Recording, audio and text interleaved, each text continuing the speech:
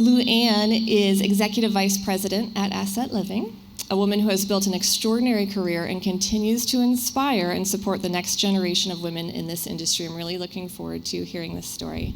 I'm going to give you this. Thank you. Of course, thank you.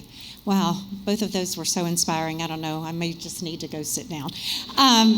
Anyway, so this summer I celebrated my 40th year with the same company. 40 years with one company. I started when I was 10. No, really, I started leasing apartments in college because I did not want to live at my parents' home. And the only way that they would allow me to move out is they would not pay for an apartment. So I leased on the weekends and they gave me a free apartment. So I thought that was a great deal. I had no intentions of making property management my career. That was not in the cards for me, I thought. But as things progressed and when I finished school, I ended up, I had already become an assistant manager and then quickly became a manager and then moved into a corporate role. And by the time I was 35 years old, I became a partner. And it was JMG Realty was the name of the company back then. There were 8 partners and 5 of them were women. And I'm talking way back. And that was unheard of. I remember going to NMHC, and there might have been 12 women at NMHC. I mean, it was blue suits, and we would be in a corner, just afraid to even mingle. It was different for us back then. For those of you, I know a few of you that have grown up in the industry with me, we did not get the respect or the credit that the men did in the same positions. We really didn't. And I remember one particular situation where I felt that there was gender bias and I did not get the same respect and credit that some of my counterparts on the men did. And I had a little pity party in my office, and one of the older female partners came in. She sat down and she cried with me. We created, rainbows? We created rainbows that day.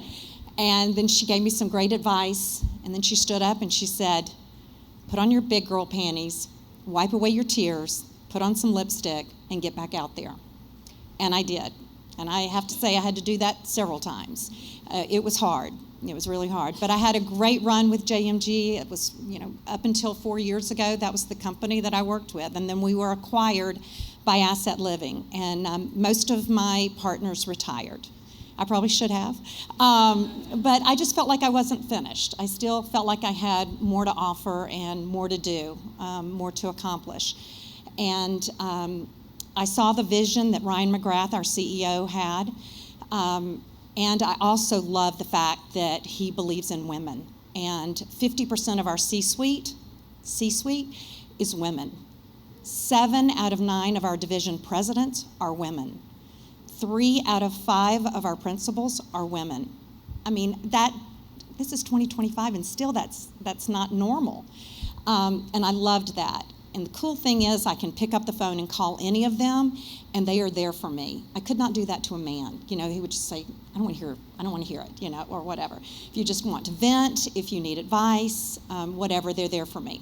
I also see some faces here, friends on the vendor side, where I feel like I could pick up the phone and call you guys and you would be the same. I just love that our industry is women supporting women. And I hope that you guys feel that same way too. If you don't, you're hanging out with the wrong people. Because they're there. They're sitting at your table. They're all around you. It's amazing.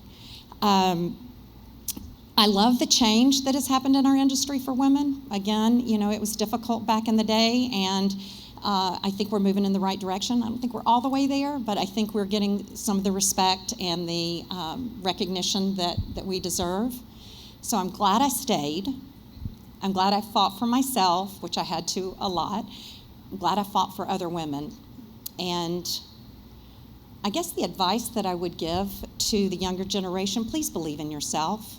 If you are suffering from imposter syndrome and don't believe that you deserve a seat at the table or to be in the room, please understand, I have been there 1,000 times. And probably if we had a raise of hands, everybody here would say the same thing. But I'm here to tell you, you deserve to be in the room.